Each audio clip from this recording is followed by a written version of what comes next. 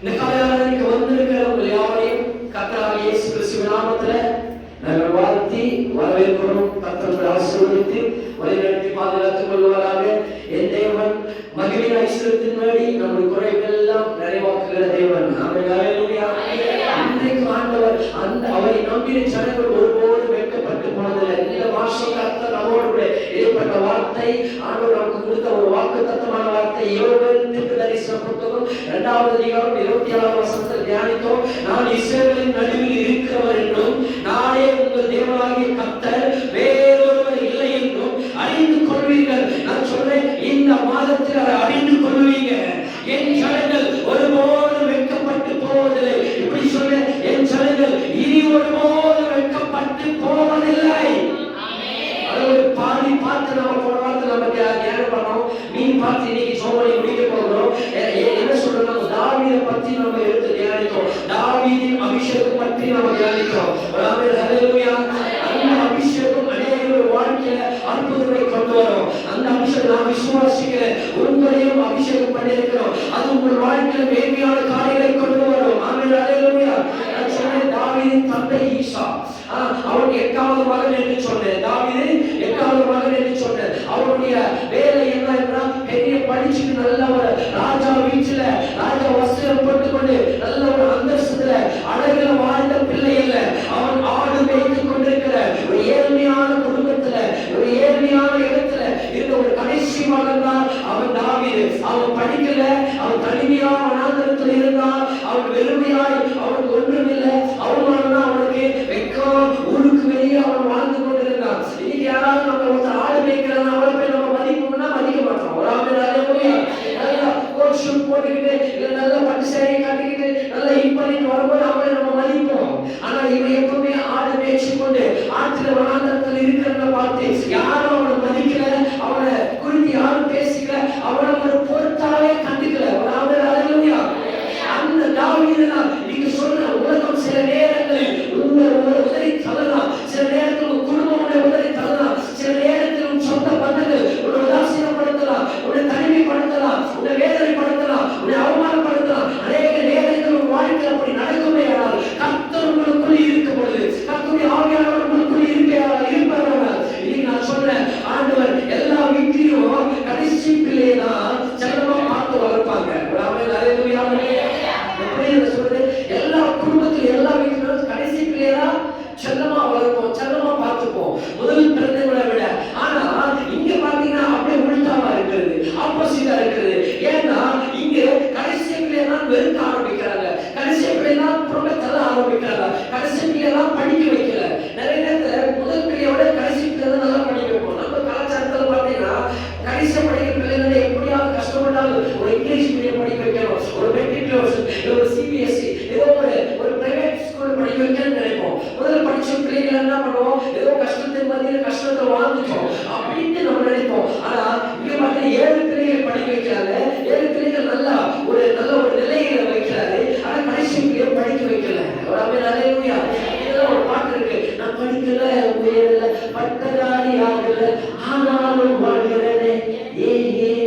அதுதான் அவருக்கு கிருபை. ஹல்லேலூயா. சொல்லுங்க ஹல்லேலூயா. அப்படி இவர் படிக்காம ஆடு மேய்ச்சி கொண்டு அவர் வாழ்க்கை கலந்து கொண்டிருக்கிறாங்க. இங்க பாத்தீங்கன்னா அந்த இடத்துல நான் சொன்ன கடந்த வாரத்துல 3 பேர் தனி செப்பரேட் பண்ணல. 3 பேர் எலியாப்பு, அபினதாப்பு, சம்மான்னு சொல்லிட்டு 3 பேர். இந்த 3 பேர் தான் ராணுவத்துல வேலை செய்யறாங்க. ஹல்லேலூயா. அவங்க வாழ்க்கை இங்கதான் ஆரம்பிக்கிறது, அவன் வாழ்க்கைதான் தொடங்க ஆரம்பிக்கிறது. அது வரைக்கும் அவன் ஏன் கர்த்தர் அவனை உயர்த்தினார் தெரியுமா? ஏன் கர்த்தர் அவனை அபிஷேகம் பண்ணார் தெரியுமா? ஏன் கர்த்தர் அவனை தேடி வந்த தெரியுமா? சும்மாலாம் இல்ல, சும்மா ஏதோ இல்ல. அவன் வனாந்தரத்துல என்ன பண்ண தெரியுமா? ஆடு மேய்ச்சிட்டு இருந்தான். ஆடு மேய்க்கிறது அவனுடைய தொழில் தான். ஆனா அது பிரதானம் அல்ல. அந்த வனாந்தரத்துல எப்போதும் ஒரு கிண்ணறத்தை எடுத்துக்கொண்டு கிட்டாரை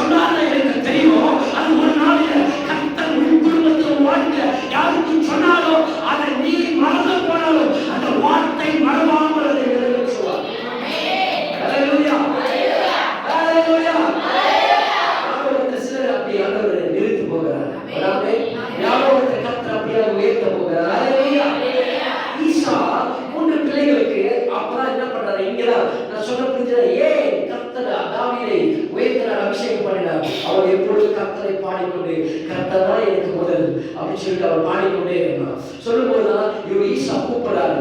யாரை கூப்பிடுறாரு? இப்ப கூப்பிடுறாரு பிள்ளையே. அன்னைக்கு அபிஷேகம் பண்றதுக்கு பண்டிகைக்கு கூப்பிடல. புரியுதா? சாமுவேல் தீர்க்கதரிசி வராரு. அங்க பண்டிகை, பஸ்கா பண்டிகை இருக்கிறது. அங்க இவரு தாவீதை கூப்பிடுங்க. 7 பேர் கூப்பிட்டு அபிஷேகம் பண்ண நிக்க வைக்கிறாரு. ஆனா ஆண்டவர் அவனை கூப்பிடுன்னு சொன்னவரை கூப்பிட்டாரு. ஆனா இங்க யாரும் சொல்லாமையே இளைய பையனெல்லாம் கூப்பிட்டாரு. என்ன தெரியுமா? வேலைக்காரனாய். ஹல்லேலூயா. அவனை கூப்பிட்டு என்ன பண்ணாரு? மரக்கால் வறுத்த பயிர் 10 அப்பங்களை எடுத்து அவன் கையில கொடுத்துட்டு, நீ போயிட்டு அண்ணன்களுக்கு 3 பேர் ராணுவத்தில் வேலை செய்து கொண்டு இருக்கிறாங்க, ஓடி போய் அவர் சொன்ன வார்த்தை போய் கொடுத்துட்டு சொல்ல, ஓடி போய் கொடுத்துட்டு வந்து திரும்ப ஆடு மேய்க்கணும். நாங்கெல்லாம் ஆடு மேய்க்க மாட்டோம். நான் பிச்சை எடுத்தால் நான் என் ஃபேமிலியை பில்டப் பண்ணுவேன். ஆனா நான் மேய்க்க மாட்டேன். 3 வேலை ஆடு மேய்க்க 3 வேலை மட்டும் நான். அவனுக்கு ஒரு பட்டத்தை கொடுத்துட்டாங்க. ஆடு மேய்க்கிறவன் யாரு? தாவீது தான். ஹல்லேலூயா. வேலைக்காரன் யாரு? தாவீது தான். எடுபடி வேலை யாரு செய்யணும்? தாவீது தான். இதெல்லாம் சொன்னா இல்லை. நீங்க உங்களுக்கு அந்த மாதிரி நடக்குதா? கொஞ்சம் கவனிக்கணும். ஹல்லேலூயா. உன்னை எடுபடியா ட்ரீட் பண்றாங்க வேலை செய்யற இடத்துல, இல்ல கம்பெனியோ, இல்ல குடும்பத்திலயோ, இல்ல எங்க ஸ்கூல்லயோ, எங்கேயோ எடுபடியா ட்ரீட் பண்றாங்களா? அப்ப நீ கொஞ்சம் அமைதியா கொஞ்சம் விட்டு கவனிக்கணும். அந்த நேரத்தில் குறுகுறுக்காம கர்த்தரை ஸ்தோத்திரிக்க ஆரம்பிக்கணும். ஹல்லேலூயா. அப்போ இவங்க வேலைக்காரனா இவரை ட்ரீட் பண்றாங்க. இங்க இதே கதை தான் யோசேப்புக்கும். யோசேப்பு அண்ணன்மாரெல்லாம் அங்க வெளியில இருக்கிறாங்க. அப்போ தகப்பன் என்ன சொல்றாரு? நீ போயிட்டு அண்ணனுக்கெல்லாம் சாப்பாடு கொடுத்துட்டு வாடி. இதே மாதிரி தான் யோசேப்பு பண்ணக்கூடாது. போன வீட்டுக்கு திரும்பியே வரல. அண்ணனுக்கே முடிச்சு விட்டான்னு சொல்லி வராமே முடிச்ச வரும்போது பிரதம மந்திரியா வராரு. நீங்க எவெல்லாம் உன்னை முடிக்கணும்னு நினைக்கிறானோ அவனுக்கு முன்னாடி கர்த்தர் உன்னை ராஜரீகத்தில் அமர பண்ணுவார். உன்னை எவன் அழிக்கணும்னு நினைக்கிறானோ அவனுக்கு முன்னாடி உன் தலையை உயர்த்துவார். உன் கொம்பை உயர்த்தப்படும். உன் தலையை எண்ணெயினால் அபிஷேகம் பண்ணுவார். ஹல்லேலூயா. அப்போ ஏன் ராணுவ நசோக்கியா எழுப்புற ஒரு கேள்விகள், நிறைய கேள்விகள் வருது. ராணுவத்தில் இல்லாத சாப்பாடா?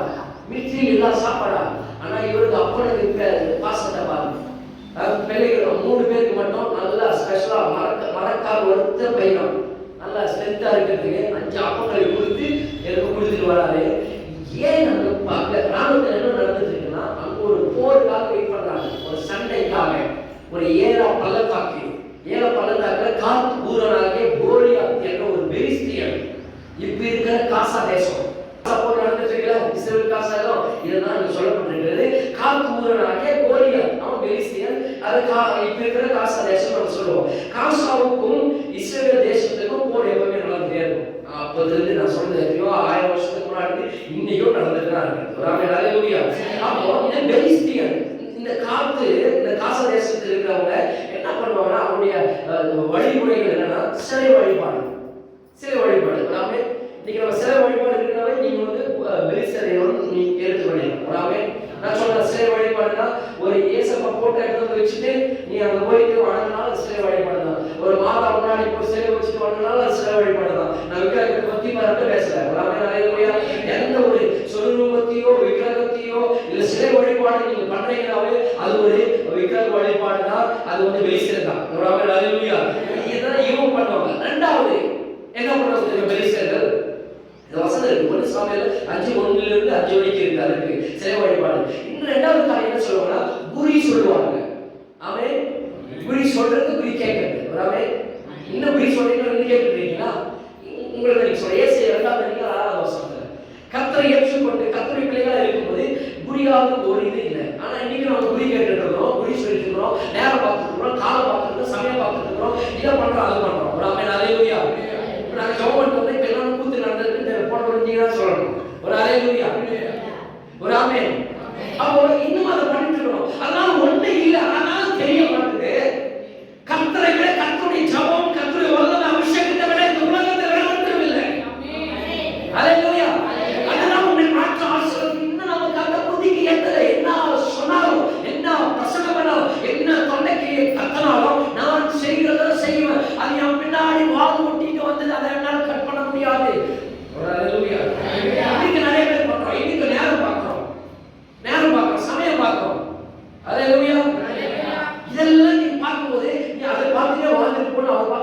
இருப்பாரு. வராமே. இன்னைக்கு அந்த எண்ணத்தை நீங்க விட்டுட்டு நீங்க வரணும்.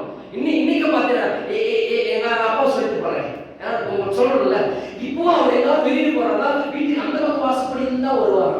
வந்து கோடீஸ்வரன் ஆகி கொண்டு ஒரு ஜெட் ஃபிளைட்லாம் வாங்கி மாதிரி ஒரு அலையா நானும் பாக்குறேன். 10 வருஷம் ஆகுது. இன்னும் அந்த ஆள் கேட்டா ஓட்டிட்டு வந்துருச்சு.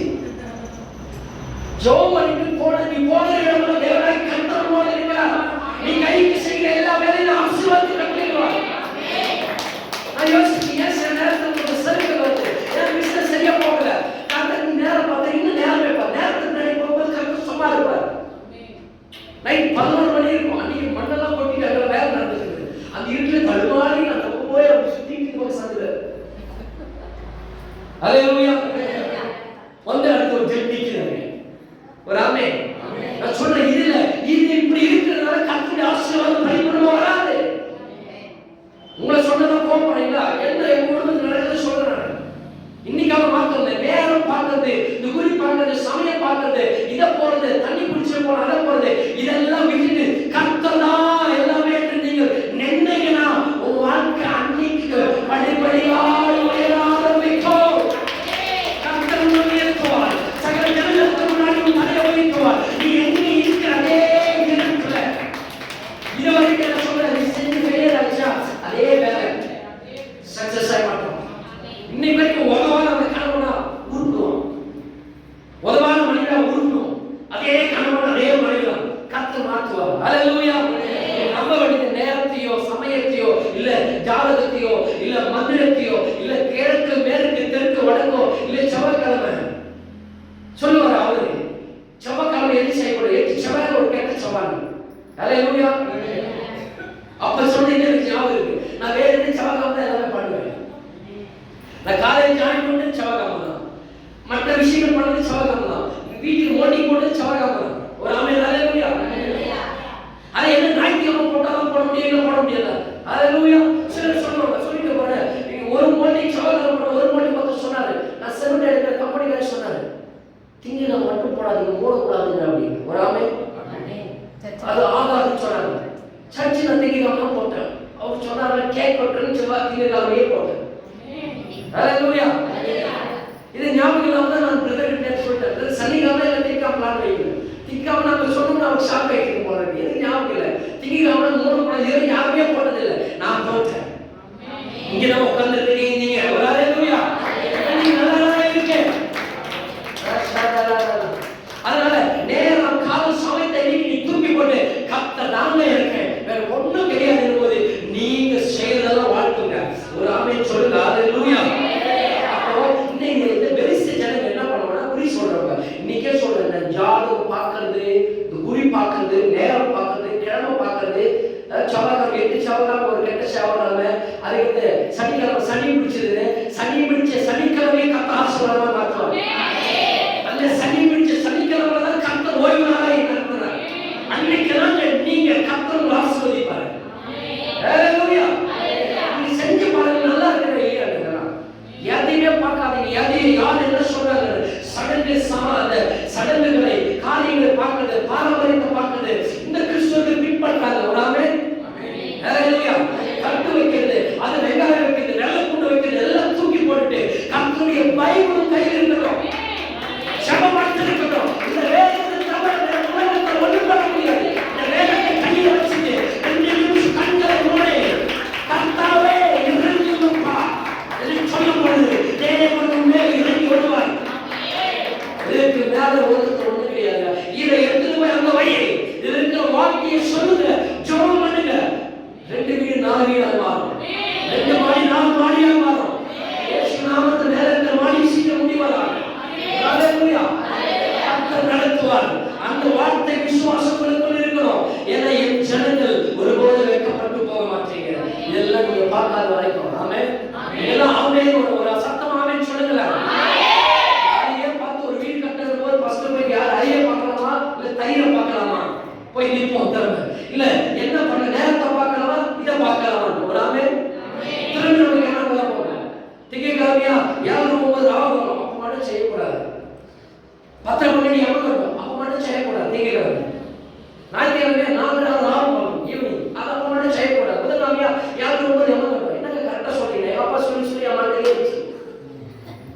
ஒரு அல்லேலூயா. அப்ப சின்ன வயசுல சொல்லி சொல்லி சொல்லி எதுக்கு மனப்பாடம் ஆயிடுச்சு. இன்னைக்கு நான் என்கிட்ட ஒரு நல்ல டைமிங் கூட சொல்லிட்டு ஒரு ஆமென். ஒரு வண்டி வெளியே போறது கரெக்டா இருக்கும் டைம். வண்டி வெளியே போனா 7 9 அதுக்குள்ள போனோம், இல்லை அதுக்கு அப்புறம் தான் போனோம். அது வரைக்கும் வந்துட்டா தலையே போன மாதிரி இருந்தாலும் அப்படியே நிக்கணும், சரியா கை கட்டிக்கணும், பார்த்து நிக்கணும். ஒரு ஆமென் அல்லேலூயா. நான் சொன்னேன், ஒரு அடிபட்டு உடம்பு சரியில்லாம ஏதோ ஒரு வியாதி ஆபத்தில் இருக்கும்போது 7 9க்குள்ள நடந்துச்சு. 8 மணிக்கு 9 மணி ஆகிற வரைக்கும் ஆம்புலன்ஸ் வர மாட்டாங்க. ஆம்புலன்ஸ் வெயிட் பண்ணு. நான் 9 மணி தான் வண்டி ஏறணும் போது ஒரு ஏரியா மேல தான் இருக்கும். ஒரு அல்லேலூயா. ஒரு ஆமென். நான் சொல்றது புரியுதா? யோசிச்சு பாருங்க. அந்த டைம்ல தான் ஒரு சம்பவம் நடக்கணும் போது அந்த நேரத்துல இல்ல கரெக்டா 8 மணிக்கு தான் வயிற்றுக்குள்ள பசிக்குது, சாப்பிடாம உட்கார்ந்துட்டு இருக்கீங்களா? 9 மணி ஆகிட்டு ராவுல முடிட்டு வந்தேன். ஆமென் அல்லேலூயா. ஆண்டவருடைய அபிஷேகம் உங்க மேல இருக்கிறது. தாவீது அபிஷேகம் பண்ணி அபிஷேகம் உன் தலை மேல போன வாரம் அபிஷேகம் பண்ணி அபிஷேகம் உங்க மேல இருக்கிறது. உனக்கு விரோதமாய் உருவாக்கப்பட எந்த ஆயுதமாய் போகும். அல்லேலூயா. இஸ்ரவேலுக்கு எதிரான மந்திரம் யாக்கோபுக்கு விரோதமாக குறி சொல்லவில்லை. கர்த்தர் உன்னோடு கூட இருக்கிறார். ஆமென் அல்லேலூயா. இஸ்ரவேலுக்கு வேற என்னன்னா சண்டைக்கு போறது, அந்த நாட்டை அழிச்சு தனக்கு சொந்தமா ஆக்கிறது. இதுதான் காசாவுடைய வேலை. அப்படி பண்ணுவாங்க. இல்ல ரெண்டாவது என்ன பண்ணுவாங்க, அப்படியே போர் போட்டு சண்டை போட முடியல, அவங்கள வெற்றி பெற முடியல, என்ன பண்ணுவாங்க, யாருக்கும் பயன் இல்லாம அதை அழிச்சு போடுறது. ஒன்று தனக்கு இல்லைன்னா யாருக்குமே வரக்கூடாது. சில கேட்டகரி இருப்பாங்க அந்த மாதிரி பாத்தீங்கன்னா. ஒரு அல்லேலூயா. ஒண்ணு நான் நல்லா இருக்கணும், இல்லையா யாருமே தேவையில்லை, போட்டோம். ஆமென். ஆதியாகமம் 26:18 படிக்க வேண்டாம். ஆதியாகமம் 26:18 தன் தகப்பனாகிய ஆபிரகாமின் நாட்களில் வெட்டினவைகளும் ஆபிரகாம் மரித்த பின் பெலிஸ்தர் தூர்த்துப்பட்டவைகளுமான துறவுகள் மறுபடியும் தோன்றி தன் தகப்பன் அவைகளுக்கு இட்டிருந்த பெயர்களின்படியே அவைகளுக்கு பெயரிட்டான். அல்லேலூயா. பெலிஸ்தரை பத்தி நான் சொல்றேன். பெலிஸ்தர் என்ன பண்ணாங்க, ஆபிரகாம் கிணத்தை வெட்டுறாரு, அங்கங்க வெட்டுறாரு, கிணத்தை வெட்டி துறவுகளை வெட்டுறாரு. 4 கிணறு வெட்டி வைக்கிறார். பெரிய கிணறு. ஒரு கிணறு வெட்டணும் அவ்வளவு சாந்தமான காரியம் இல்லை. கிணறு வெட்டி பார்க்கணும்னு சொல்ற பைபிள் பார்க்காதீங்க, அப்போ கோபப்பட முடியும். அப்போ கிணறு வெட்டாரு. வெட்டிட்டு இந்த துறவுகள் எல்லாம் வாரி வச்சிருக்கிற இந்த கிணத்துல பயங்கரமா தண்ணி இருக்குது. ஆபிரகாம் உயிரோடு இருந்த வரைக்கும் அவன் கிட்ட கூட பெலிஸ்தனால நெருங்க முடியல. அல்லேலூயா. சொல்றது ஆபிரகாம் உயிரோடு இருக்க வரைக்கும் அவன் கிட்ட கூட பெலிஸ்தனால நெருங்க முடியல. ஏன் அவனுக்குள்ள இருக்கிற அந்த வல்லமை அபிஷேகம் பவரை பத்தி அவனுக்கு தெரியும். அவன் கூட யாரு இருக்கான்னு அவனுக்கு தெரியும். அந்த வசனம் சொல்லுது, உலகத்தில் இருக்கிறவனே உனக்குள்ள இருக்கிறவன் பெரியவர், உன்னோடு கூட இருக்கிறவன் பெரியவர். அவன் நீ தெரிஞ்சுக்கணும். முதல்ல கிட்ட உலகத்துக்கு தொட முடியல, அவனால் பெலிஸ்தேன் ஒண்ணுமே பண்ண முடியல. ஆனா ஆபிரகாம் மரித்த பின்பு பெலிஸ்தர்கள் தூர்த்து போட்டார். அந்த வசனம் சொல்லுது, தகப்பனாகிய ஆபிரகாம் நாட்களில் வெட்டினவைகள் ஆபிரகாம் மரித்த பின்பு பெலிஸ்தர்கள் தூர்த்து போட்டாங்க. ஆபிரகாம் போன உடனே என்னாச்சு, பெலிஸ்தர்கள் தூர்த்து போட்டாங்க, மூடி போட்டாங்க, அந்த கிணத்தை மூடிட்டாங்க. வராமே அல்லேலூயா. பெலிஸ்தர் வேற என்ன தெரியுமா, மூடி போடுறது, தூர்த்து போடுறது, யாருக்கு யூஸ் இல்லாம பண்றது, உங்களுக்கு நன்மையை மூடி போடுறது. வராமே அல்லேலூயா. உங்களுக்கு ஏதாவது நன்மை கிடைக்கும் போது அதை சிலர் மூடி போடுவாங்க. பாருங்க, நல்லது வாய் போனமா இருக்கு, யாராவது நல்லது செய்வான், இது வந்து மூடி போட்டுருவோம். இது நம்ம கிடைக்கூடாம பண்றாங்க பார்த்தீங்களா, அப்பயே தெரிஞ்சுக்கணும் அது பெலிஸ்தருடைய ஆகும். நீங்க யாராவது அப்படி இருக்கீங்கன்னா நீங்க மாத்திக்கணும். ஒரு ஆமே அல்லேலூயா. ஒருத்தருக்கு விரோதம் ஒருத்தர் நடந்து நமக்கு நடக்கலாம், அவன் நடந்துட்டு போட்டோம் அப்படின்னு உங்களுக்கு இருந்துச்சா, அதை விட 4 மணி காத்துறவங்க செய்வாங்க. அல்லேலூயா. உங்கள் வீட்டை மூடி போட்டு, சில பேர் உங்க வீட்டை மூடி போடுவாங்க. நல்ல இந்த குடும்பம் யாரும் ஒரு வந்து குடும்பத்தில் கலைத்து பிள்ளைகளை தவறான பாதையில தவறான பாதையில் கொண்டு போறது, இல்ல குடும்பத்தில் கலந்துச்சு கொண்டு வரது, ஏதோ ஒரு காரியத்தில் யாரும் ஒரு மூலமா அப்படிப்பட்ட வாசகங்கள் திறக்கிற மாதிரி இருக்கிற உடனே கதவை மூட்டிட்டு வெளியில போக சொல்லணும். அப்படியே தெரிஞ்ச பெலிஸ்தர் யாரெல்லாம் இருக்கட்டும். அல்லேலூயா. எப்படிப்பட்ட விசுவாசியா இருக்கணும். ஆமென். அதே நம்ம குடும்பத்தில் பாத்தீங்கன்னா 3வது நபர் மூலமா பிரச்சனைகள் வரும். வருதுன்னு நமக்கு தெரிஞ்ச உடனே அலர்ட் ஆகும். ஒரு 3வது நபர் மூலமா கணவன் மனைவியோட சண்டையோ இல்ல ஏதோ ஒரு பிரச்சனை வருது, இல்ல பிள்ளைகளுக்கு பெற்றோருக்கு ஏதோ ஒரு பிரச்சனை வருது, ஏதோ ஒரு காரியம் வருது போது உடனே அந்த கதவை க்ளோஸ் பண்ணோம். வாயை குழந்தைக்கு நாங்கள் உட்காந்து சிஸ்டர் உட்காந்து வாயை குழந்தைன்னு பேசிட்டு கடைசியா ஒண்ணுமில்லாம போயிடுவேன், வாழ்க்கை ஒண்ணுமில்லாம போயிடும். அப்படி அவங்க இருந்த அந்த கிணறெல்லாம் தூத்து போடுறதும் வாழ்க்கை மூடி போடணும். ஆமென். நான் சொல்றது புரியுதா? ஆண்டவருக்கு உனக்கு குடும்பத்தை அழிக்க நினைக்கிற யாராவது குடும்பத்திற்குள்ள வராங்கன்னா அவன் அண்ணனாக இருக்கட்டும், தம்பியாக இருக்கட்டும், அப்பனா இருக்கட்டும்,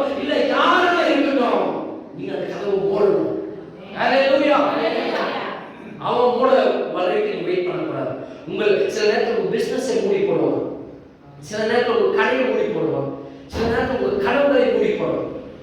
கனவோடு இருக்க பிள்ளைகள் நினைச்சு யாரோ ஒருத்தர் கொடுத்த காரியத்தினால கொடுத்த செயலால என்ன நடக்கணும், அந்த சில கனவுகள் மூடி போயிடும். ஒரு அமைதியாக நம்ம பிள்ளைய குறித்து ஒரு பெரிய கனவோட இருந்திருப்போம். ஆனா அந்த கனவு குறித்து இன்னைக்கு என்ன நடக்குதுன்னா நம்ம நீங்க அந்த கனவை சிறைந்து போயிருப்போம். அதுக்கு பின்னாடி என்ன நீங்க செக் பண்ணணும். ஒரு ஆவியம் இருக்கு, அது இயேசு நாமத்தை நீங்க அதை துறக்கணும். அதுக்கு உங்களை எதிர்காலத்தில் சில நேரத்தில் முடி போடுவோம், சில நேரத்தில் உங்கள் உறவுகளை முடி போடுவோம், உங்கள் லட்சியத்தை சில நேரத்தில் முடி போடுவோம். ஒரு சர்ச்சை பயப்படியா வருவோம், டைமிங் வருவோம், ஆப்சென்ட் இல்லாமல் வருவோம், டிசிப்ளினோடு இருப்போம். ஆனால் எவ்வளோ வந்தா நீ நான் உலகத்தில் சர்ச்சுக்கு போய் நாங்களாம் சர்ச்சுக்கு போறியா, நாங்களாம் ஜோம் பண்ணலையா, நீ தான் ஜோம் பண்ணுறியா, நாங்களாம் ஃபாஸ்டிங் இல்லையா, நீ தான் ஃபாஸ்டிங் இல்லையா, நாங்களாம் இது பண்ணுறேன்னு சொல்லுவோம். அவனை பேச்சு கேட்டுக்கிட்டு நம்ம வரும்போது அவன் உன்னை மூடி போறான்னு அர்த்தம். எல்லாத்தையும் நீங்க எடுக்கணும். அதே போல உங்கள் ஊழியத்தை மூடி போடுவான் சிலர். ஆமென், ஹல்லேலூயா. சொல்றது அப்பவே நீங்க தெரிஞ்சுக்கணும், யாரா இருந்தாலும் அது ஒரு பெலிஸ்தருடைய ஆவி என்று. எனக்கு சிலரை யாருன்னே தெரியாது, ஆனா ஊழியத்துக்கு விரோதமா என்னவோ செய்யறாங்க. அப்படியே தெரிஞ்சு ஒரு பெலிஸ்தருடைய ஆவி நம்ம ஜெபிக்கணும். அது யாருன்னு இருக்கு எக்ஸப்ட் தான். ஒரு ஆமென். அதான் கல்ல வந்து நம்ம சொல்லி இருக்கிறோம். ஒண்ணு இல்லை, நம்ம விஜயமா இருக்கிறாங்க. கிட்டத்தட்ட அவங்க நான் சொல்லிட்டு ஒரு 5 விவசாயம் நினைக்கிறேன். 5 விவசாயம் நான் சொல்லிட்டு 5 விவசாயம் கேட்கறாங்க. அப்போ என்னன்னா அங்க ஒருத்தர் யாரோ ஒரு சர்ச்சைக்கு போயிருந்தாங்க. நம்ம யாருன்னு எனக்கு தெரியாது. சர்ச்சைக்கு அவங்களை பார்த்து சொன்னதில்லை. நான் பொண்ணியா நம்ம கூப்பிட்டு வந்தாங்க. ஒரு வருஷத்துக்கு மேலே சர்ச்சைக்கு வந்துட்டு இருக்கிறாங்க. அப்பதான் அவங்களுக்கு தெரியும். பார்க்கறது பேசுறது ஒண்ணுமே தெரியாது, எங்க போறாங்க என்னன்னு தெரியாது. ஆனா அவங்க கூப்பிட்டு தான் அன்னைக்கு ஒரு வருஷமா சர்ச்சைக்கு வந்துட்டு இருக்கிறாங்க. அங்க போயிட்டு ஒரு பாஸ்டர் சொன்னாரா, நீ சத்தனை யார் உங்களுக்கு ஜோம் பண்றதுன்னு கேட்டாங்க. நான் ஒரு நல்ல பாஸ்டர் தெரியுமா, அப்படியே அவர் தூக்கி வச்சு கோபுரத்தில் வச்சு கொண்டாடணும்னு நினைச்சேன். அவரை பார்த்து இருக்கிறாங்க. ஒரு ஹல்லேலூயா. நீ சத்தனை யார் வந்து ஜோம் பண்றதுன்னு சொல்லிட்டு போட்டு சாபமான வார்த்தைகள் சில வார்த்தைகள் சொல்லியிருக்கிறார். ஆமென், ஹல்லேலூயா. சபிச்சிருக்கிறார். நான் சொன்னேன், அப்ப ஃபோன் பண்ணி நம்ம ஃபீல் பண்ணி கஷ்டப்பட்டு சொன்னாங்க. அப்ப நான் சொன்னேன், என்ன சொல்ல தெரியுமா, ஜெபம் பண்றது மட்டும் இல்லம்மா, நான் ஜெபம் பண்றேன். என் சர்ச்சை மக்கள் கூப்பிட்டு ஜெபம் பண்றேன். ஜெபம் மட்டும் நான் பண்ண வரல, உன் சாவி நானே எடுக்கிறேன். ஹல்லேலூயா. நான் சொன்னேன், யாரையும் கவலைப்படாத, நான் சொந்த பணத்தை நான் போட்டு எடுக்கிறேன். ஆமென், ஹல்லேலூயா. நான் சொந்த பணத்தை நானே போட்டு எடுக்கிறேன் என்று நான் சொல்றேன். ஒரு ஹல்லேலூயா. நீங்க அதை சொல்றேன். நான் வந்து இந்த சபை இந்த ஊழியத்தில் நான் வந்து நான் அந்த காரியத்தை சொல்லிட்டு நான் சொல்றேன், ஒரு காசு கொடுக்க தேவை, பணம் கொடுக்க தேவை. ஒரு ஹல்லேலூயா. நான் அதை பண்றேன். ஒரு ஆமென் சொல்லி ஏன் தெரியுமா, ஒரு விஷயத்தை புரிஞ்சுக்கணும். ஏன் என் கேரக்டரையே புரிஞ்சு கொள்ள மாட்டீங்க, அந்த பாஸ்டர் போய் சொல்லட்டும். ஏன் என் கேரக்டரே புரிஞ்சுக்க மாட்டாங்க. நான் சம்பாதிக்கிறதுக்காக இந்த வழி இந்த ஊழியத்தை நான் தேர்ந்தெடுக்கல. ஹல்லேலூயா. நான் சம்பாதித்து என் மக்களுக்கு செலவு செய்யறதுக்காக இந்த ஊழியத்தை தேர்ந்தெடுக்கிறேன்.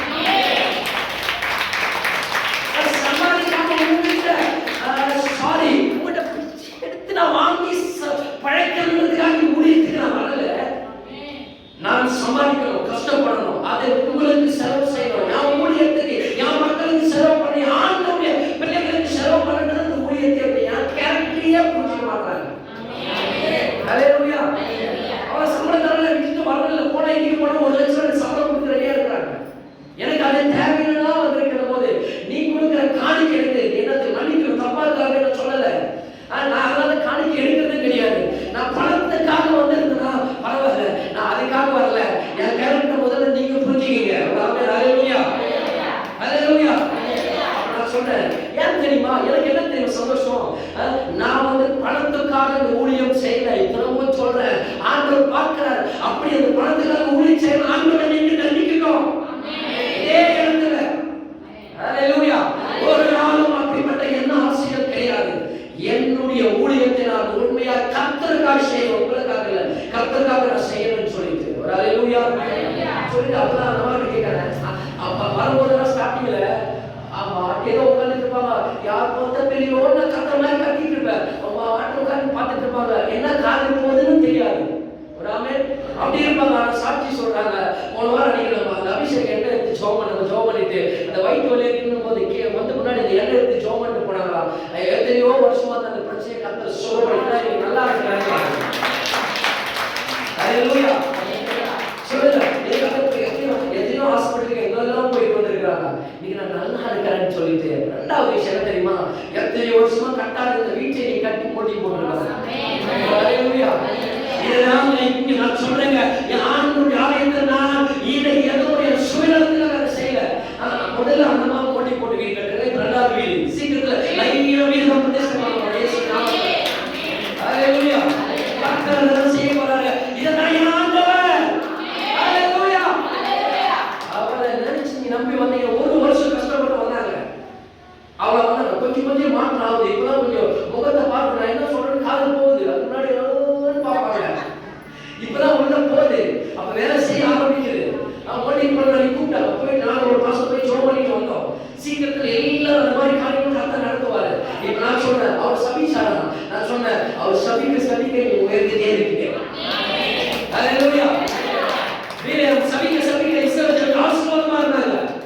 திருக்கதரிசி பாஸ்டர் சபிக்கிறாரு. ஆனா கர்த்தர் ஆசீர்வாதமா மாற்றுறாரு. நீங்க சொல்றீங்க உங்க வாழ்க்கையில ஆண்டவர் இருக்கிறார்னா ஆண்டவர் நன்மையான காரியங்களை செய்வார். அதாவது அப்படிப்பட்ட ஊழியத்தை மூடி போட யாரும் நினைச்சா வெளிச்சத்துடைய ஆவி. ஆமென். ஹalleluya. நான் சொல்றேன் அது கர்த்தருடைய அபிஷேகம் பண்ணப்பட்ட எங்கள் மேல் வராது. ஆமென். நீங்க நல்லா இருக்காங்க, ரொம்ப சந்தோஷமா இருக்கு. இதுதான் எனக்கு வேணுங்க. சும்மா வந்து சோத்திரம் சொல்லிட்டு போட்டு இல்ல, சாட்சிகள் எழுதி முடிக்கணும். நீங்க உங்க வாழ்க்கையில நன்மைகள் நடக்கணும். கிட்டத்தட்ட 15-20 வருஷம் அதை கட்ட முடியாத வீட்டை கர்த்தர் கட்டி இருக்கிறார். ஹalleluya. வாசல்களை திறந்து இருக்கிறார். இன்னைக்கு அதுதான் இன்னும் நேரம் வரல. ரெண்டாவது சொல்றோம் உட்காந்துருக்காங்க பாருங்க, நம்ம சாட்சி சொல்லணும். அவன் சொல்றதா ஸ்டார்டிங் நான் எவ்வளவு நினைச்சிட்டேன். ஃபர்ஸ்ட் நாள் சர்ச்சைக்கு வராங்க. வரப்ப குளிர், நல்ல குளிர் கிளைமேட் கூட வந்து இவங்க வித்யா சிஸ்டர் கூட இருக்கிறாங்க. ரொம்ப குளிர்ந்து எனக்கு உடம்பு முடியல வீசிக்கு இருக்கு. நல்லா சொல்ற மேல தலை மேல ஒண்ணு உடம்பு மேல ஒண்ணு நல்லா வந்து இது பண்ணிட்டு உட்காந்துருக்கு. ரொம்ப குளிர்ந்து முடியல. சர்ச்சை கொஞ்சம் டைமிங் லேட்டா வச்சா நல்லா இருக்கும். வராமே. ஹalleluya. டைமிங் உங்களுக்காக சபையில சபைக்காக நம்ம சொல்லிட்டு நீங்க வாங்க டைமிங் ரொம்ப கஷ்டம் இல்ல. இல்லை கொஞ்சம் வீசிங் மாதிரி இருக்கு அப்படின்னு நான் நினைச்சேன். சில நேரத்தில் சிலருக்கு டஸ்ட் பட்டா அந்த வீசிங் வரும். சிலருக்கு அந்த குளிர் காற்று பட்டா வீசிங் வரும். இந்த வீசிங் பிரச்சனை தானே சிவமா பார்த்துக்கலாம் சொல்லிட்டு வந்துட்டு போதுதான். அப்புறமா தான் சொல்றாங்க அதை ஃபர்ஸ்ட் தெரியவே சொல்லல. அவங்களுக்கு ஆசம் வந்துருக்கு. ஹalleluya. ஆசம் வந்துருக்கு. நான் வேற சர்ச்சைக்கு சொல்லல. ஆசமா இருக்குது. இன்னைக்கு ஆண்டவர் பரிபூர்ணமான சுகத்தை கொடுத்திருக்கிறார். ஹalleluya. இன்னைக்கு என்ன பிரச்சனை இல்ல சொல்றாரா? அப்புறம் தேவன் சொல்றாரு, என் அண்ணனுக்கு எனக்கு 2 பேருக்கு ஆசமா. நீ கர்த்தரை போய் சுகமாக்கி இருக்கிறார். அவரை இதே பரிசு மாற்றி எடுத்து கொண்டிருக்கிறார். ஹalleluya. சொல்லுங்க ஹalleluya. கால் கை பிரச்சனை இருந்துச்சு. இன்னைக்கு அதே தேவன் சுகப்படுத்திருக்கிறார். இதுதான் சாட்சி. ஆண்டவரை தேட ஏன் தெரியுமா நினைப்பாங்க. நம்ம முதலாவது வந்து நிற்பாங்க, குளிர் பார்க்க மாட்டாங்க, வெயில் பார்க்க மாட்டாங்க, எல்லாம் சுகத்துக்கு வருவாங்க, கஷ்டப்பட்டு வருவாங்க. ஆனா ஆண்டவர் எல்லாம் பார்த்தாரு. ஹalleluya. என் மகன் தாசமாவோட கஷ்டப்படணுமா, நான் ஜீவன தேவனாகி கட்டதானு சொல்லிட்டு நம்ம சுகத்தை கொடுத்தாரு. ஹalleluya. சுகத்தை கொடுத்தவங்க சரியா நிறைய பிரச்சனைகள் போராட்டங்கள் சர்ச்சைக்கு போகாத அளவுக்கு சர்ச்சைக்கு போகாம ஜெபம் பண்ணி திரும்ப பிரச்சனைகள் நடத்த கொண்டு பிசாசு கொண்டு வருவோம். ஆமென். அதனால ஆலயத்துக்கு போங்க என்று சொல்றது வேற எதுவுமே நான் உங்ககிட்ட கேட்கறது. நீங்க வார கர்த்தர் ஆசீர்வதிப்பார். ஹalleluya. நீங்க வீட்டுல பிரச்சனை பண்ணா சர்ச்சைக்கு வர கூட இப்படி இப்படி பண்ணாங்க. நீங்க அவர் கூப்பிட்டு உட்கார்ந்துட்டு போறாங்க. ஹalleluya. ஆமென். இதனால ஆண்டவர் கொஞ்சம் போராட்டம் வரும், பிரச்சனை வரும். உலகத்தில் உபத்திரவம் இல்லை என்று கர்த்தர் சொல்லல. உலகத்தில் உபத்திரவம் உண்டு, ஆனாலும் திடன் கொள்ளுங்கள், உலகத்தை நான் ஜெயித்தேன். நீங்க ஜெயிப்பீங்க. போராட்டம் வரும், பிரச்சனை வரும், கஷ்டங்கள் வரும், சலசலப்புகள் வரும், எல்லாமே வரும். ஆனா நீங்க கொஞ்சம் விசுவாசத்தோடு கொஞ்சம் அமைதியா கர்த்தர் சமூகத்தில் காத்திருப்பீங்கன்னா கர்த்தர் உங்களுக்கு அற்புதங்களை செய்வார். ஆமென். ஹalleluya. நான் சொல்றேன் இதுதான் என்னுடைய ஊழியத்துடைய வாசல்கள். இதுதான் இன்னைக்கு எல்லாரும் நான் சொல்றேன். நீங்க எல்லாரும் வீட்டு இல்லையா, நீங்க எல்லாரும் ஒரு வீடு கட்டணும். ஆமென். ஆமென். கட்டிருக்கீங்க, ரெண்டாவது ஒரு வீடு கட்டணும். ஹalleluya. புரியுது? சந்தோஷமா? ஆமென். நிறைய வீடு இன்னொரு வீடு கட்டுங்க. ஆமென். ஆமென். நான் சின்ன வீடு சொல்ல, இன்னொரு வீடு நல்ல ஒரு இன்னொரு வீடு கட்டுங்க. ஒரு ஆமென். நல்ல வீடு கட்டு, கார் வாங்குங்க, நல்ல வசதியா சந்தோஷமா. அதே போல கர்த்தரை விடவே கூடாது. நான் சொல்றேன் ராஜாவா இருந்தாலும் அவன் சொன்னா இந்த ஏழை கூப்பிட்டு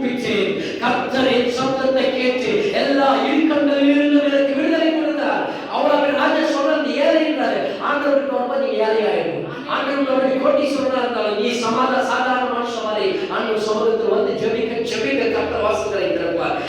நான் சொல்றேன், அப்போ இந்த ஊழியத்தை எந்த ஒரு பெலிஸ்தனாலும் மூடி போட முடியாது. கர்த்தர் கொடுத்தது. ஆமென், ஹல்லேலூயா. பெலிஸ்தன் என்பதை அவனை அழிக்க நினைப்பான். ஆமென்.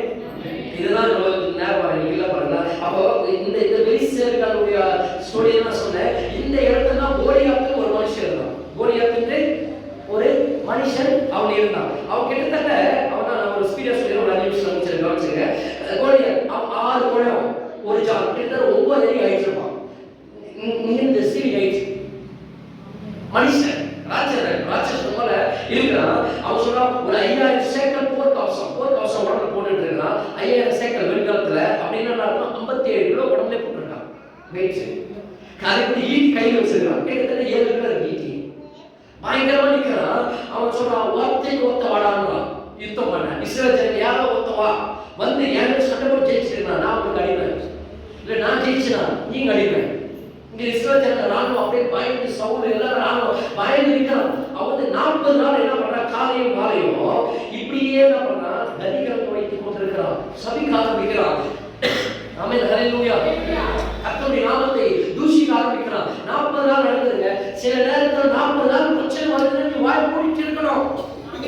பிரச்சனையே வந்துச்சு, ஐயோ அவ்வளவுதான், சாக மாட்டேன், கர்த்தர் சாக மாட்டார். ஹல்லேலூயா. கர்த்தர் முன்னிறுத்துவாரு. 40 நாள் இப்படியே பயந்து நிற்கிறான். அப்பதான் நம்ம ஆளு வர சின்ன பையன், சின்ன உள்ள வரான். கிறிஸ்துவ போனவர் அந்த மாதிரி தாம பையன் அவ்வளவுதான் இருக்கிறான். சின்ன பையன் வரான். எம்பி ஆகிறான். உள்ள 1 சாமுவேல் 17:26 சொல்லப்பட்டிருக்கு. அப்போ இது தாவீது தன்னிடையில் இருக்கிறவர்களை பார்த்து, இந்த பெலிஸ்தனை கொன்று இஸ்ரவேலுக்கு நேரிட்ட நிந்தை, அவமான வெட்கத்தை நீக்குகிறவனுக்கு என்ன செய்யப்படும்? ஜீவனுள்ள தேவனுடைய சேனைகளை நிந்திக்கிறதுக்கு விருத்த சேதனம் இல்லாத இந்த பெலிஸ்தியன் எம்மாத்திரம் என்று அவன் வயிறாகிவ கர்த்தர் மேல் இருக்கிற வயிறு ஆண்டவரை தூஷிக்கிற இந்த நாய் யாரு? ஹல்லேலூயா. அதுதான் சொல்லுவாங்க, எவனுக்காக ஆண்டவரை விட மாட்டேன், ஆண்டவருக்காக யாரோட வீடுன்னு சொல்லல. ஒரு வைரத்தை சுவாசம் கூட இருக்கணும். ஒரு ஜீவனுக்காக உயிரி கொடுத்த தெய்வம் வாழ்ந்தாலும் அவருக்காக வாழ்ந்த சத்தாலும் ஆண்டவருக்காக சாகர ஒரு விசுவாசத்தை இந்த கர்த்தர் உயர்த்தி வாழ வைப்பார். சொல்றாங்க ஜனங்க, நீ போய் அவனை அடிச்சுட்டு நான் ஜெயிச்சுட்டு உங்களை ராஜா மிகவும் ஐஸ்வர்யவானாய் மாற்றுவார். 2வது ராஜகுமார்த்தி ராஜ பொண்ணே உங்களுக்கு தருவார். பொண்ணை தரட்டாரு. எவ்வளவு பெரிய விஷயம். 3வது சொல்றாரு, உங்க தகப்பு குடும்பத்துக்கு சர்வ மானியம், எல்லாத்திலும் மானியம் தரம். அரசாங்கம் மானியம் கொடுக்குதா? ஏன்னா அரசாங்கம் எல்லாத்திலும் மானியம் தரம் சொல்லிட்டாங்க. இந்த 17:28 இப்படி பேசிட்டு இருக்கும்போது எலியா மூத்தாள் சொல்றான், பார்த்து கேட்டுட்டு சொல்றான், உன் துணிகரம் உன் இதயத்தின் அகங்காரம் எனக்கு தெரியும். டேய், உன் துணிகரம் உன் இதயத்தின் அகங்காரம் எனக்கு தெரியும் அப்படின்னு சொல்லிட்டு இங்க வந்து என்ன பண்ணிட்டு இருக்கிற? இருக்கு அந்த கொஞ்சம் ஆட்டை எங்க விட்டு வந்தேன், யாரு விட்டு வந்துருக்காங்க? டே உனக்கு சோத்தை எடுத்து வந்தேன்னு சொன்னதெல்லாம் அவனுக்கு கேட்டதான் பேசும்போதுதான் 29வது வசனத்துல அவன் சொல்றான், நான் இங்கே வந்ததற்கு ஒரு முகாந்திரம் இல்லையா? இப்ப நான் சொல்றேன், என் ஜனங்கள் இந்த ரேமராய சர்ச்சைக்கு வந்ததற்கு ஒரு முகாந்திரம் இல்லையா? கர்த்தர் அதை செய்ய வேண்டியது செய்வார். ஹல்லேலூயா. சவுலுக்கு கூட்டு போறாங்க. நீ சின்ன பையன், அவன் சிறு வயது முதல் கொண்டு யுத்த வீரன், அவன் ராணுவத்தில் பயிற்சி பெற்றிருக்கான், 10 அடி இருக்கான், 9 அடி. நீ சின்ன பையன் ஒன்றும் பண்ண முடியாதுன்னு சொல்றான். அவன் அப்பதான் சொல்றான், ஒரு முறை சிங்கம் வந்தது, வனாந்தரத்தில் ஆடு மேய்ச்சிட்டு இருந்தேன், வந்து என் ஆட்டுக்கு தூக்கிட்டு போச்சு. வெட்டனா பாத்தியா, ஒரு ரே ஓட்டம் ஓடி வீட்டுக்கு வந்தேன். இல்லை, ஒரு ரே ஓட்டம் ஆட்டு பின்னாடி சிங்கத்தை பின்னாடி ஓடி அந்த சிங்கத்தை பிடித்து அந்த சிங்கத்தின் வாயில் இருந்த அந்த ஆட்டுக்குட்டி வெளியில் இருக்கிற சிங்கத்தின் வாயை கிழித்து போட்டேன். இன்னொரு முறை கரடி வந்தது, கரடி ஆட்டை தூக்கிட்டு போகும்போது ஓடி போய் அந்த கரடியின் வாயிலிருந்து அந்த ஆட்டுக்குட்டியை தூக்கி வெளியே காப்பாற்றி விட்டு கரடியின் வாயை கிழித்து போட்ட அபிஷேகம் உனக்குள்ள இருந்துச்சுன்னா பிசாசின் வாயை நீங்கள் கிழித்து போடுகிற ஒரு வல்லமை. சும்மா வந்துட்டு படுத்து சமை தேவையில்லை, ஒரு அபிஷேகம் மேல இருக்கிறதுங்க. அந்த பிசாசை பார்த்து நீ அந்த மரணத்தை பார்த்து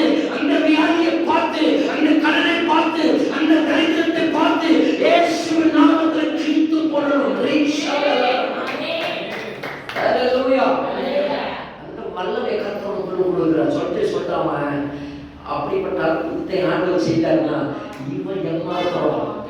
ஹல்லேலூயா அப்படின்னு சொல்லிட்ட உடனே சரி ஓகே போ கர்த்தரோடு இருப்பான்னு சொன்னான். மிலிட்டரி ட்ரெஸ் போடுறாங்க. போட்ட உடனே ஷூ அந்த கேட்டது எல்லாம் போட்ட உடனே அப்படியே ஆடுது. குழந்தைக்கு போட்ட என்ன இருக்கும் ஆட உடனே இதெல்லாம் நமக்கு செட் ஆகாத மொத்தத்தையும் தூக்கி வெளியே போட்டு எனக்கு ஒண்ணு இல்லை ஒரு 5 கல்லு போதும். அவன் 5 கல்லு கையில அற்புதம் தான் பையில அதிசயம் தான் நடக்க போகுது. ஜனங்க ஆடி பாடி துதிக்க போகுது. அடிச்சாலையா அது விழுந்தாலையா கோழி வந்து செத்தபடி 5 கல்லு கையில் எடுத்துட்டான். இங்க எடுத்துட்டு ஒரு உண்டிக்கோல் புரியுமா உண்டிக்கோல் கையில் எடுத்துட்டு அப்படியே சுத்திட்டு வரான். சுத்திட்டு வரும்போது அவன் பெருச போய் பார்க்கறான். யாரும் அவன் எப்படி இருக்கிறானா இப்படி பார்க்கறான். யாராவது தவத்தோட ஒரு குழந்தை பூச்சி வருது அப்ப சொல்ல நான் நாயா நானு 5 கல்லு கையில் எடுத்துட்டு வரேன் அவன் வராமே. அப்ப ஒரு சமல் 17 சொல்லுது பெலிஸ்தரை நோக்கி நீ பட்டயத்தோட மீட்டியோட கிழக்கத்தோட என்னிடத்தில் வருகிறாய். நானோ நீ நிந்தித்த இஸ்ரவேலுடைய ராஜாவின் தேவனாகிய சேனைகளின் கர்த்தரின் நாமத்தில் உன்னிடத்தில் வருகிறேன் சொல்லிட்டு தாவீதின் வெட்கம் நீங்கும்படியாய் அது சொல்லிட்டு போய் அவங்களுக்கு நின்றுட்டு அது சொன்னான். சும்மா எடுக்கிறான். நான் இப்போ நான் உங்களுக்கு ஒரு கதையா சொல்றேன் கவனிக்கணும். இங்க பார்க்கணும். முதல்ல ஒரு கல் எடுக்கிறான். 5 கல் கையில் இருக்கா 5 கல் கையில் எடுக்கும் 5 கல் சொல்லுது என்ன எடுக்கும் முதல்ல என்ன எடுத்து சொல்லுது வராமே 5 கல் முதல்ல நான் வரேன் என்ன எல்லாம் கையில் இருக்குது. ஒவ்வொரு கல் எடுக்கிறான். எடுத்து விட்டா பாருங்க ஃபெயிலியர் ஆயிடுச்சு. 2வது கல் எடுக்கிறான். எடுத்து போட்டு சுத்தி விடணும். அவன் சரிக்கிறான். என்னடா இது அவன் கல் எடுத்து என்னடா பண்ற சும்மா நான் ஊதலா போய் விழுது. 3வது எடுத்து போறான். சுத்தி வெக்கமா இருக்கிறான் அவனுக்கு. அவன் என்ன செய்யறான் எடுத்து அதை சுத்தி போறான். அவனே கொஞ்சம் இருக்கிறேன் அந்த கல்லு முடிச்ச உடனே தலையை வெட்டி இந்த காகங்களுக்கு இரையாய் நான் போடுற இஸ்ரவேல் ஜனங்க இன்னும் ஆட்டம் கொடுத்து ஒவ்வொருத்தரும் துணி காலம் துண்ட காலம் ஓடுவான் அப்படின்னு அவன் சொன்னான். சொல்லிட்டு 5வது கல் இருக்கிறாரு. இப்பதான் 5 கல் கையில் இருக்கிறான். 5 கிருபை கிரேஸ் கிருபை இது வரைக்கும் அவன் சுத்தி அடிச்சான். ஒண்ணு நடக்க 5வது அடிச்சு ஜோர்னு சொன்ன சொல்றாங்க இந்த அபிஷேகம் மேல இருக்குதுப்பா. இந்த 5 ஃபெயில் ஆகல நீங்க 12 சமாதானம் நடக்கிற நமக்கு ஒலி கபா சதரனமா ஜோமனிட்ட 5வது கல் எடுத்து சுத்துல மன சுத்தி வருது. தானம் சுத்தி அப்படியே விட்டா பாருங்க நேரா போய் அவன் நெத்தில இப்படி விழுந்தானாமா இப்படி விழுந்து அவன் இப்படி போய் விழல இப்படி முன்னுக்கு பண்ண விழுந்தான். ஹல்லேலூயா ஓகேவா ஒரு கல்லை தூக்கி போடும்போது இப்படிதான் போய் விழல கரெக்டா கல் விழும்போது கல்லை போட்ட உடனே அந்த கல்லை அவனுக்கு தூசி மாதிரி சொன்னல அந்த கல்லை அவனுக்கு தூசி மாதிரி ஒண்ணும் இல்லை. இப்படி போட்ட உடனே அந்த கல்லு போடுதான் விழல. பின்னாடி ஆண்டவர் என்ன இருந்தாரு அவன் கல்லு சம போடுறான். உலகம் பார்க்க ஜனங்க பார்க்கறாங்க. சாதாரணமா விழுந்ததுன்னா இருக்கும் அந்த பட்டம் தாவீது கட்சிக்காரு சும்மா கல்லை எடுத்து அடிக்கிற 5வது கல்ல அடிச்ச உடனே என்ன பண்றது இப்படி ஆண்டவர் கட்டு தட்டுறாங்க. ஒரு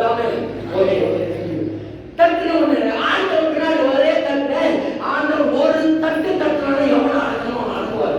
நாம எவ்வளவு பெரிய கோழையா இருக்கட்டும் ஒரு தட்டு தட்டுன உடனே அவன் முன்னுக்கு விழுந்தான் செத்து போயிட்டான். இப்ப நல்லா நம்ம தைரியமா போனாரு.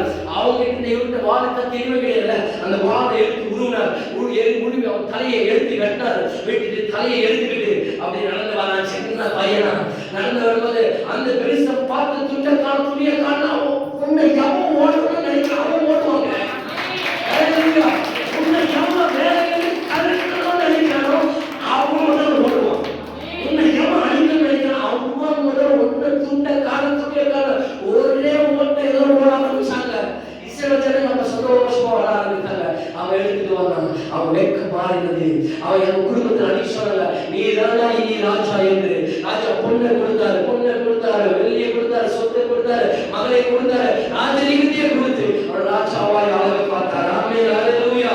அப்போ அவன் வெட்கம் நீங்கி கர்த்தர் அவனை உயர்த்தி ஆசீர்வதிக்க ஆரம்பிச்சார். நீங்க சொல்றேன் என் ஜனங்கள் ஒருபோது வெட்கப்பட்டு போகிறதில்லை. நீ எங்க வெட்கப்படுறீங்களோ கொஞ்ச நேரத்தில் வெட்கப்படுற மாதிரி இருக்கும். ஆனால் வெட்கத்தை கர்த்தர் உங்களுக்கு ஜெயமாய் மாற்றுவார். அது ப்ரமோஷனா இருக்கும். நான் ஒரே வார்த்தை சொல்லி முடிக்கிறேன். அந்த வெட்கம் தான் உங்களுக்கு ப்ரமோஷன். அந்த வெட்கம் தான் உங்களுக்கு ரிவார்டு. அந்த வெட்கம் தான் உங்களுக்கு உயர்வு. அந்த வெட்கம் தான் உங்களுக்கு ஆசீர்வாதம். அந்த வெட்கம் தான் உங்களுக்கு அடுத்த நிலைக்கு